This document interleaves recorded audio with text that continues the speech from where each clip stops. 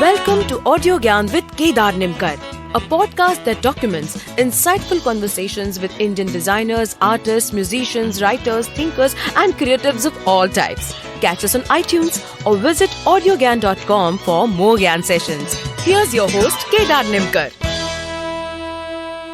There are times when one's life appears to be a stage. People come, people go. They come in order to go and go with no intent of return. When they return as one's past. A past that would make you feel that the present is false. Vijay Tendulkar. Welcome back, and we are documenting Vijay Tendulkar with Ramu Ramanathan.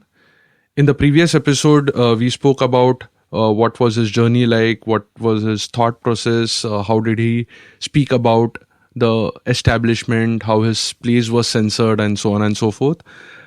In this episode, it's basically like trying to understand his body of work through a piece which Ramu sir has written. And it's basically, I'm just going to sit back and ask the listeners to sit back and listen to this wonderful piece of writing which he has written, which will give you insights about Tendulkar. And the broad topic is violence, theatre and violence.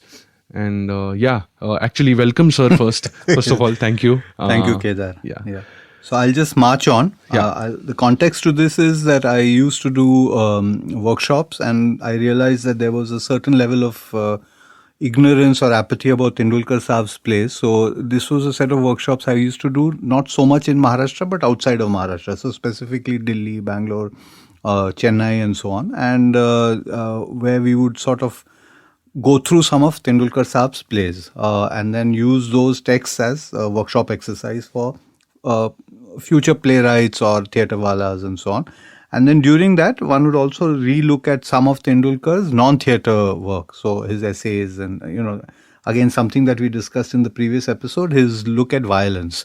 So that was broadly what we did, because again, a lot of his journalistic writings were not translated in the other languages. So this was that.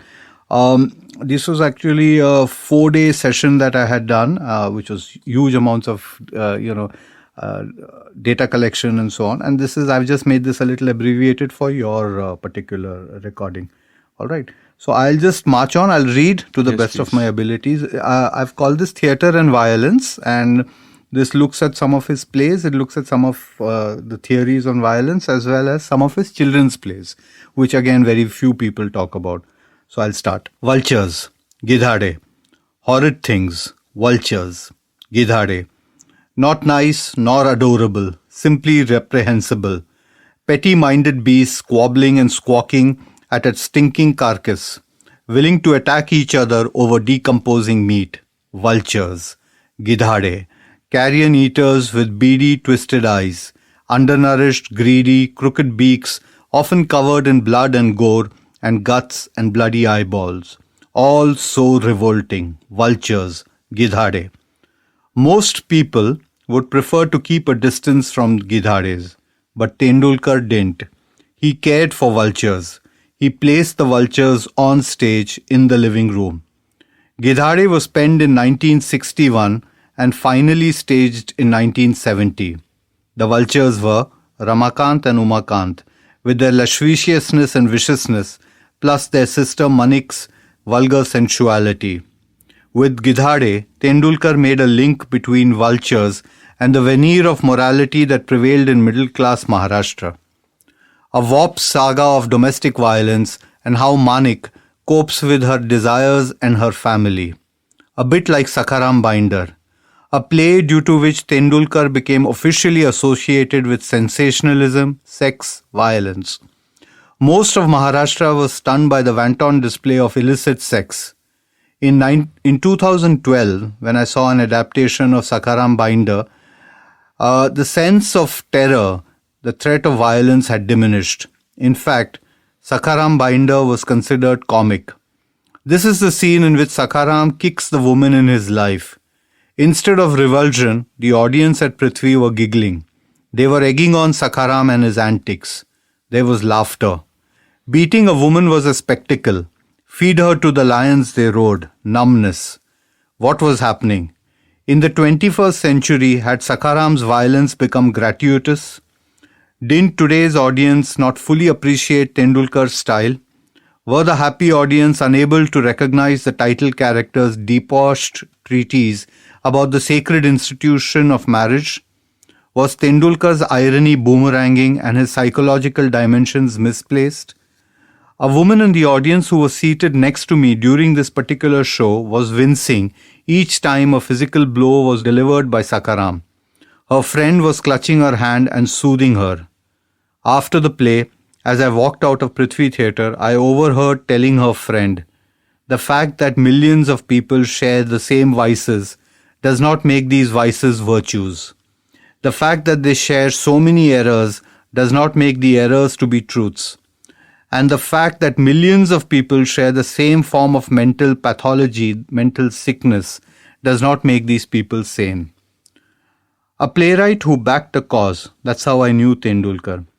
I set my eyes on Tendulkar for the first time in Vasai. It was 1994. He was threatening to stand for elections as a consensus candidate against a local mafia don. Tendulkar had a longest association with Vasai through the Shramjeevi Sangathan during the trials of Mangal's wife. But the heroics had no victory at the end of the battle. This was the early 80s. The times were tough, very tough. When I reminded him about his silent presence during a public rally and how his comrades in Vasai like Vivek Pandit had let him down by aligning with the then Shiva Sena, he did not comment. Instead, he pointed to a copy of his friend Václav Havel's essays.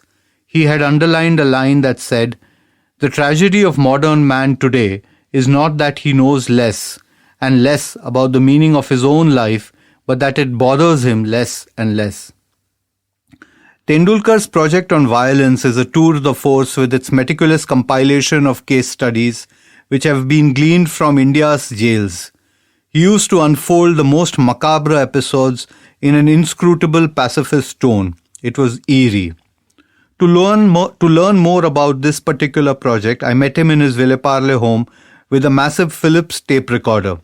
I was a rookie journalist and I was nervous. I pulled out my set of analog tapes from a cloth bag. I dropped them on the floor. Tendulkar tried to soothe me. He offered a glass of water and was curious to know whose voices the tapes contained. I told him tape 1 had Asghar Ali Engineer Saab presenting a report about the 92-93 riots, followed by a talk by Irfan Habib. Tape 2 had interviews with a grave digger and a former mill worker who did diverse jobs in an electrical radio repair store plus candle making in the nights. Tape 3 had Philip Glass and Itzwan Zwabov. He didn't care for tape 1 and tape 3, but he wanted to listen to tape 2. So we heard tape 2 and a lot of it in static silence. He said, "Don't erase these 2 interviews." I didn't. The project on violence had a lot of stories. These were stories about under-trials, stories about injustice, a story about 2 brothers from Andhra Pradesh and how they were hung in a Secunderabad jail. He shared a lot of his information with me. He said, "Some of this I have poured into my work. If people try and fasten my responsibility on art as the cause of crime, it seems to me to put the case in a topsy-turvy way. Art, I believe, consists of reshaping life, but it does not create life nor cause life to follow it." Tendulkar was a playwright with a difference. To understand, his body of work is formidable. He has penned 28 full-length plays, 7 collections of one-act, 6 collections of children's plays, 4 collections of short stories, 3 collections of essays, a novel, 17 film scripts in a short span of 50 years. I recall the neglected political fable, Encounter in Umbugland. This was produced in 1974. It was the cusp of emergency. Tendulkar presented India on stage. The play kicks off with celebrations organized in the 60th century of the coronation of King Vichitravirya. The aging king delivers a Nehruvian speech about succession. After the death of the king, the state is in the midst of political crisis. There is no consensus among the ministers. Finally, the ministers appoint Princess Vijaya, who is the Gungi Gudiya. But the Gungi Gudiya outsmarts the veterans in the party, albeit with a bit of help from her attendant Prana Rayan, who is a eunuch. There is rebellion. But the Gungi Gudiya has transformed into a dictator who crushes the opposition. Encounter in Umbugland is flawed and cumbersome, but Tendulkar delights in subverting everything we know about how the Congress party was built. With his characteristic Saraswat Brahman sarcasm, he casually scraps the enduring notion of inner party ethics and fairness, the idea that our politics are founded on ideals of democratic equality and public virtue. This is a theme he explores with greater brutality in Ghanshiram Kotwal, that if we look back to the founders with reverence, it is only because they did such a good job mythologizing history and writing their own songs. Above all, Tendulkar anticipates the anatomy of state power and the violence it is capable of unleashing. He anticipates the reign of terror that Madam Gandhi and her son will impose on 25 June 1975 for 21 months. The message from Tendulkar was clear then, it is clear now. There shall be no technicolor sunset at the end of fascism. Tendulkar's children's plays. Other than the encounter in Umbugland, which goes unheralded, is his non-theatre jottings. For instance, his brutal sketch on P.L. Deshpande, his behind-the-scene encounters with chief ministers and unknown underdogs. These are his most piercing work as a journalist. He once said, "To me, it's never about the writing. Anyone can write. For me, it is about the observations." In the tradition of Marathi playwrights, he was a brilliant reader. I attended a Tendulkar reading. It was a simple, unfussy format. He was alone on an enormous stage, accompanied by a few sheets of papers. He read his favorite poems by the new generation of Marathi poets, short stories, even newspaper columns, basically fragmented thoughts, and remarkably an audience of 1,500 sat in rapt attention for more than 3 hours. This was the magic of the written word. Of course, it also provided a huge boost to the popularity ratings of those young poets, authors, essayists. In all these forays, one thing I feel most sad about is his children's plays. They have been neglected. Thankfully, due to Sulabha Deshpande, who was a teacher in a school and was expected to stage plays for children, Tendulkar was urged to write plays for the school. Thankfully, Tendulkar did. His children's plays are fun. For starts, they are from a child's perspective. He keeps the language and the events basic and uncomplicated. Most importantly, he dares the child and the adult to imagine. There is no sermonizing or a moral to the story. The characters are real and the children can identify with them. Consider Raja Rani La Gham Hawa, which used the idiom of the folk arts and which many people believe is the forerunner to Ghanshiram Kotwal. Raja Rani La Gham Hawa is the tale of a king and queen who own everything except happiness. Thus begins the search for one thing that eludes them, the one thing that can provide peace and happiness, gham, or the sweat of hard labor which guarantees rest and peace. Their predicament is conveyed by the characters in the play, the narrator, the priest, the doctor, the farmer. All of them are shirkers. The king realizes this, and he decides to hang the farmer as an example. But the malaise is deep-rooted. The king is the cause of this disease. He was setting a bad example to the entire nation. So the king decides that his own hanging will serve as an eye-opener to the whole country. The point is made quite plainly and with oodles of fun like a good Panchatantra tale. A pillar of Indian theatre. Tendulkar Saab was one of the famous 4 Indian playwrights who changed the face of Indian contemporary theatre. He inhabited a Nehruvian world. After a few wars and riots, India was witnessing a decline of idealism. There was disillusionment with socialism, and the gentrified middle-class society was showing off its greedy fangs. Writing contemporaneously with Mohan Rakesh, Badal Sarkar and Girish Karnad, Tendulkar tried to bring this sensibility to theatre. One which marks him out as having made a unique contribution to the way theatre has been practiced. If Karnad delighted audiences with overturning conventions and a freewheeling use of mythology, Rakesh brought a vibrancy to naturalistic theatre, whilst Badal Babu introduced a new politicization to theatre. Tendulkar transformed the most fundamental tool of theatre, the spoken word, and even more than the spoken word, the text and its context, which has been hitherto used in theatre, the pauses, the silences, the conventional communication between human beings was replaced with staccato of the unsaid and the unutterable, and above all, Tendulkar's famous half sentences. Did he succeed? In the larger pantheon of things, yes. Unlike the other three, Karnad, Sarkar and Rakesh, he wrote and wrote for the stage. The stage was his mistress, and her he served. Even his lesser plays made a statement for his brutal exploration of sexual violence. 3 of them have been revived recently: Baby, Mitra Chigoshta and Kanyadan. Recently, I attended a show of Baby by a baby-faced actor. I was reminded of a staging in which Baby's rape is being enacted to the most soothing Rag Yaman being rendered. In Mitra Chigosht, Mitra is endowed with a masculine personality due to a hormonal imbalance. The play is about her rebellion against society. It is about her friendship with Bapu and her lesbian relationship with Nama. The play ends, as do so many of Tendulkar's plays, in the no man's land of NOI. Mitra dies and the character says, "Everything ends with death. She is no more." In Kanyadan, Tendulkar examines a well-known intercaste marriage gone wrong, in spite of the best of intentions. The 20-year-old Jyoti is the daughter of Nath, a social activist. He encourages Jyoti to marry Arun, a Dalit poet, but Arun is unable to cope with his own inferiority complex and transforms into an alcoholic and sadist. The lines that upset many Dalit activists are when Arun is asked why he beats Jyoti. He replies, "What am I but the son of scavengers? We don't know the non-violent ways of Brahmins like you. We drink and beat our wives. I am a barbarian by birth." Be that as it may, Tendulkar was once again reviled as the bad bard with propensity for curse words or a pornographer who offered titillation. He was abused, booed, cursed, occasionally stoned for his utterances.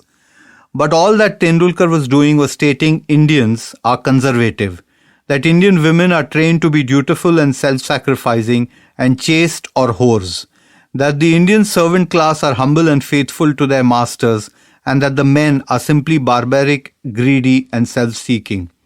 An interesting footnote: when we read these plays during a playwrights workshop, a majority of the participants felt Tendulkar is a misogynist and he dehumanized sacred relationships.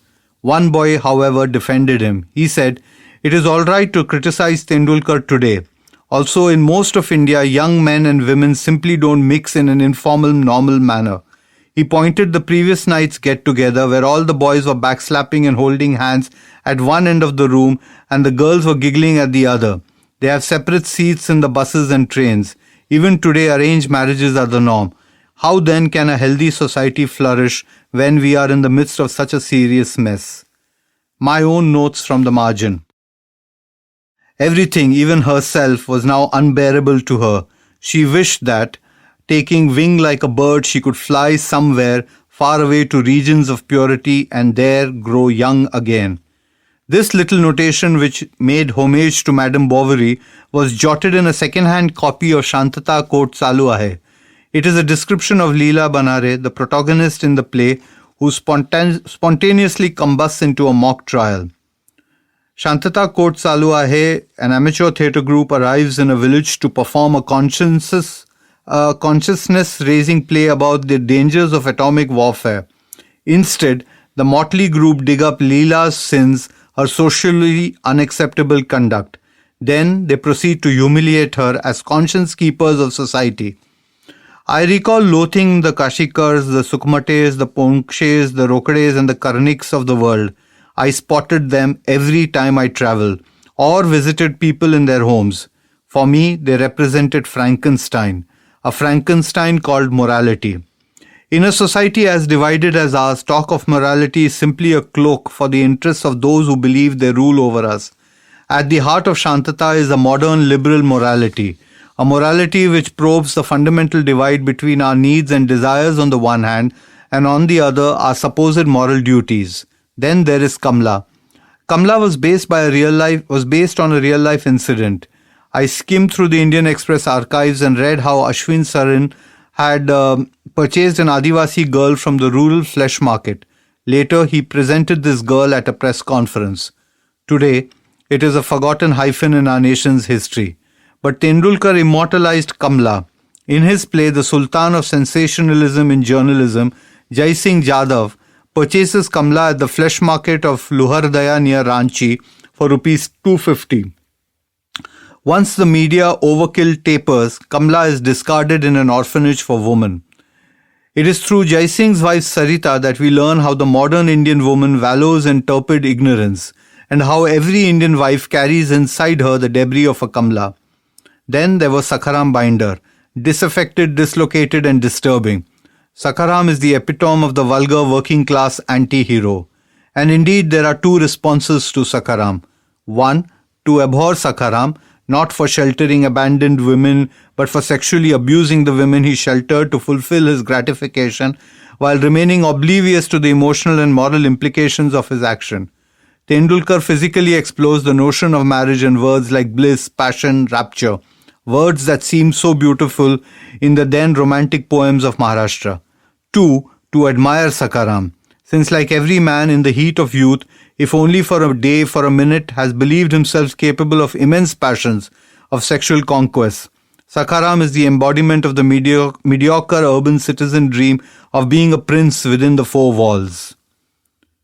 It is all very Tendulkaresque, I had told Tendulkar once. He replied, I have no clue what that word means. Yes, that's it. Thank you, Kedar. I frankly, I will just say thank you. And if people have to follow Ramu on Twitter, they can go to Buddhu Ramu, which is BOODHU Ramu on Twitter, and me on AudioGyan. I'm going to add a few links in the show notes for those who want to read more about Tendulkar. Thank you, Ramu sir. Yep.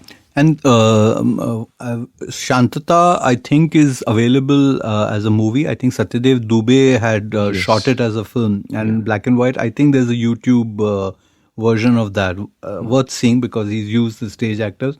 And I think there was one stage version which he was associated.